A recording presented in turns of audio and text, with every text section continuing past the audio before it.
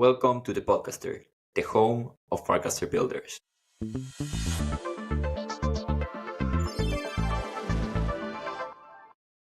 Hello, everyone. We are now recording the 9th episode of the Podcaster. We are now today with Cameron, who is building Seemore. Thank you so much, Cameron, for joining us. I really appreciate your time. And maybe we can start with a very short introduction of what's Seemore. Seemore is the last funnel a creator is ever going to need. What that looks like today is automated creator pages and insights. You can think of it as the business manager that you don't have the money to hire right now. And so what we basically do is when you sign up and put in a couple links, we check your internet presence, pull in all of your relevant content, and build you a content preview focused creator page. You can think of it as like a link in bio with a lot of extra stuff in there. And then we take all of the metrics from those platforms and then put them into like actionable recommendations about what maybe you can do next as a creator to grow whatever your core metric is, like revenue, subscribers, etc. Cool. And I wonder, like, how did you come up with this idea, and like, what was like the initial problem that you were trying to solve? So my previous startup was in e-commerce, like media e-commerce. So we worked with media publishers, and we did a lot of things, but we basically helped them syndicate and distribute a lot of their content to places on the internet to like they would write product review articles, and we'd help them make more money off of that because getting in front of more people meant more clicks, etc. I learned a lot of e-commerce best practices from that kind of adventure, and as a result, I had kind of like a way that I viewed the internet that I realized a lot of other people didn't have, and that's like kind of through the lens of like, okay, affiliate clicks and conversion rates and all of these things that people that live on kind of like the more creative side of the internet don't necessarily think about because they're busy doing what they do, and so as I became a little bit of like a micro influencer on Farcaster, Workcast, I realized like how important all of those tactics were in helping people in a very tough industry, which is the creator economy, like eke every bit of value out of the hard work that they're doing. And so I continue to meet other people, have conversations, and I just realized that like a lot of these really, really competent creative people just did not understand how to like, okay, if you're selling like an ebook, how do you do that well? Like, how much do you have to post about it so that you can get enough people to look at the page, and how many people convert? Like all these things that, people that think about e-commerce stuff all the time just kind of live and breathe, creatives don't have. And so it started to, it was a thread that I pulled, and I realized that like, okay, for most creators on the internet, they don't have a team, they don't have anybody in their corner, and they need like to figure out the money piece of their job. And the best place to do that is the place that they're already sending everybody on the internet, which today is kind of like the link in bio, which is like a product of Web2 companies only allowing you to have like one external link.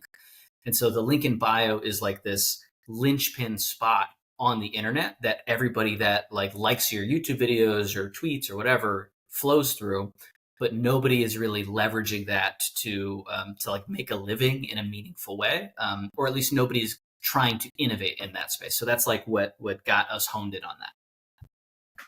Cool. And I wonder if you can explain like what does this Seemore product look like today for a creator? Yeah, so it's pretty straightforward today. You sign up, you put in what we call your main link, which like over time we like educate the creator about like the point of that. But we're looking for like the one most important thing to that creator. It could be, that the channel that they're primarily on. It could be a product that they just launched, could be whatever. But like having that one priority helps us orient the entire page toward conversion on that thing. And then the rest of the page, you'll put in like YouTube channel, Farcaster profile. If you manage channels on Farcaster, you can put those in. After you put those links in, we take, we run some scrapes, we run some data analytics, pull in your most engaging pieces of content from those places, and then display those and keep them updated for you in an automated way. And then, of course, we take the data from that, the data from the page, and the data from the various places that you're posting, or at least the parts that we have access to, like likes and views and things like that. and then we put it into an analytics dashboard that you could explore. But we're also developing and pretty soon shipping like really focused recommendations. And I think you've seen our Seemore Insights, which was like our MVP of that, or like our initial test of that. But once a week, we send recommendations to people on Farcaster through their like Warpcast DMs, which is kind of like a novel thing in terms of how social platforms let you interact with people on there. And we're like, hey, these are your best casts from the past week. This is, kind of the categories that your content fell under. We recommend you post in this, and this channel in order to get more engagement, which is the things that they're trying to drive. Very cool. And I wonder, like, let's say I'm a creator and I'm integrating my Farcaster profile, my YouTube channel, my website, whatever, like any sort of place I'm creating content on. How do you determine what sort of stuff to show, like in an automatic manner? Because like how can you know like which YouTube videos to show, or like does the creator have like any say in terms of like choosing what sort of stuff to show in their profile, or is it mostly like automatically created? Yeah, so we've built all our defaults to be fully automated. So if you want to sign up, drop 3 links and move on with your day, like that's awesome. And then we can construct the page from there. But we've left like the freedom in there that if you want to curate so on mobile, we've developed kind of like a TikTok-esque swipe feel for the web app. And so if you want one of the rows of that swipe exploration view to like be fully stuff that you put in, you can do that too. What we find though is most creators, and probably anybody listening to this has done this at least once before, is they build their page. They maybe spend like a good amount of time, a couple hours, like deciding how to perfectly craft this thing. And then they're done, they move on, they get busy, they do other stuff. And before they know it, it's 6 months later. And that thing is not been updated since. Like that page is just, maybe has expired links, maybe your priorities have shifted, etc. And so we've oriented around keeping it up to date for you. Because like I consistently find creators with like 1 million subs on YouTube that like have a core page that has like half dead links because, people are busy, they move on. And so we're focused on that, but we allow that like freedom to create. Very cool. And I guess also like, even if like the fact that it's like automatically updated and you're like choosing which sort of stuff to show makes it like much more interesting, because at least for myself, like I'm showing, for example, for the podcaster, I have a link tree and I'm showing like all the like my Twitter account, my YouTube channel, my Farcaster account. And I guess like you don't have like any like contextual information about all of that. Like you're not seeing like what I'm posting on Farcaster or like what I'm posting on YouTube. So like there's like no context around those links that I'm adding on my link tree. It's almost even worse than that, because like anybody that's like worked with like users and products before knows that if you send a user to a page with 10 buttons on it that are all of equal hierarchy in like a visual prioritization sense, like you're giving a user that probably wasn't that interested in the first place a wall of decisions to make. And so like the whole point of what we're trying to do is to make the flow much more like obvious, intuitive, and engaging for that like casual viewer that like pops into your page like across the internet, and try to get them to turn into a fan as fast as possible. Cool. And I would love for you to explain also why did you choose Farcaster to be like the place where you're trying to like bootstrap your user base? So Farcaster, I consider to be a startup like product laboratory. It's not a place where you can build a venture scale business today. I think in the future it can be, but today it certainly isn't. But you can get your first 100 quality users for most types of products on Farcaster today. And that's almost like more important than getting to venture scale, because you're never going to get to venture scale unless you get those first 100 users that like actually like it for the thing that you want people to like use this product for. And so like as I started to grow on Farcaster, I realized I had a little bit of an advantage on the platform in terms of distribution. Every time I like cast something, I know I can get like 10, 20 people to like look at the thing that I just released. And so that helps us ship a feature, get feedback, decide what to do next. much more quickly than if I was trying to like, build an audience from scratch on Twitter or something like that. Cool. So I guess like the vast majority of Seemore users today are crypto users. Yeah, I would say there's a couple that are not, that are like through my extended network, but pretty much everyone on Seemore is crypto curious.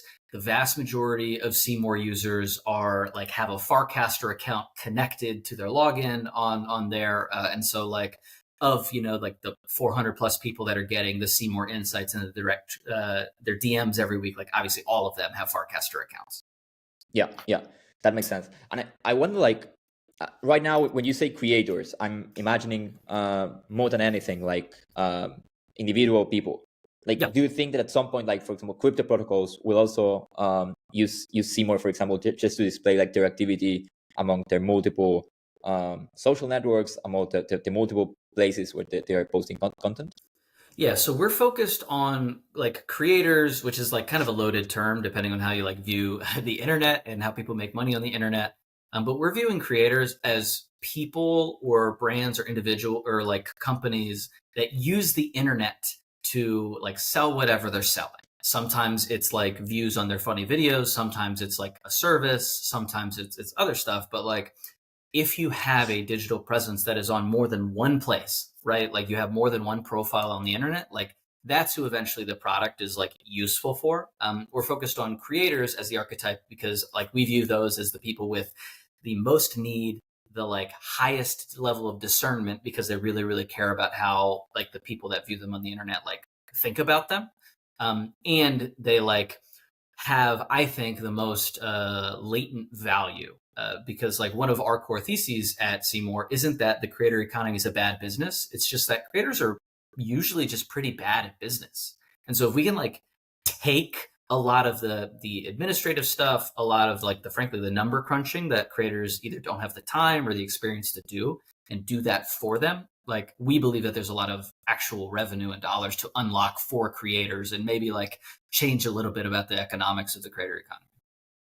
Very cool. Because my question came up because I'm thinking to myself, like if I'm a DAO, for example, and Yep. I want to show like what sort of like proposals are being discussed on that specific DAO, or I want to show like what people are what my protocol is doing on Twitter, Yep. like is saying on Twitter, or I don't know, like any news, like what the founder is posting.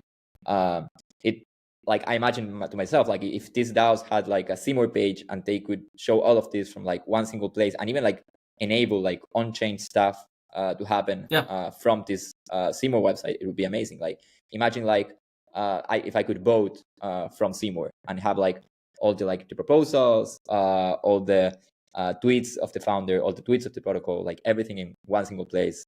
It's like a one-stop shop of like all the things I need, I guess. 100%. Like today, with just putting in like one link to like a channel that you run on Farcaster, it like anybody can get a wall of all the things that are happening that are like moderated in that channel. So on desktop, we call it grid view. We shipped that a little while ago, but like our whole like goal is to make effectively like mini apps for anybody that signs up for Seemore in a way that's like very, very lightweight, little effort. And that all that kind of info, that interaction is exactly where we're going. Very cool. And I wonder, what's your background? What did you do before building Seemore? Yeah.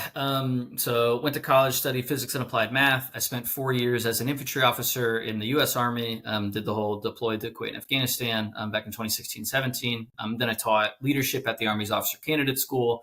I decided to get out. I thought I was going to go do operations research or something math right away. Turns out no one wants to hire you to do math if you haven't done math for a while. And so I realized like what vets do typically is they'll get out and they'll go get an MBA. I was really fortunate. Harvard Business School worked out, so I went there. Did that for 2 years, graduated, co-founded that e-commerce software startup that I was talking about. Into 2020, into COVID, which was actually a really great time to like lean into e-commerce. And so sprinted on that, sold that in late 2021. And then I've been building Seemore in kind of like various iterations since 2022, growing up alongside like Seemore growing up alongside Farcaster. Cool. And we are approaching now the end of the podcast here, but I would love to ask you what sort of what sort of stuff is coming up on Seemore, like any alpha that you could share. Yeah, I mean, I'll say like this is the first. I don't know when this will release, but we're launching a free version of our pages soon. They're not going to have the full functionality and analytics as the paid version. Paid version is only $5 a month, so it's really the free version is a way to like show people that they're crazy not to buy the free version. So that's like one of the big things that's coming out very, very soon. The other big thing that's coming out is a way to explore your historical insights. So right now, people get their Seemore insights into their inbox every week. Can't really go back in time. Can't really see trend lines. That's coming out soon. And then the third big thing is like we're really going to change and upgrade the feel and design of the product. So it'll be like we're at roughly design parity with most of the existing like classic link in bio stuff out there. I think we're going to be a lot better here in the next month. Very cool. Cameron, I want to thank you so much for taking the time to participate in the podcast here. It is a pleasure to chat with you. And I encourage everyone to try out Seemore, to create a page for themselves. And thank you. Thank you so much. Seemore.tv.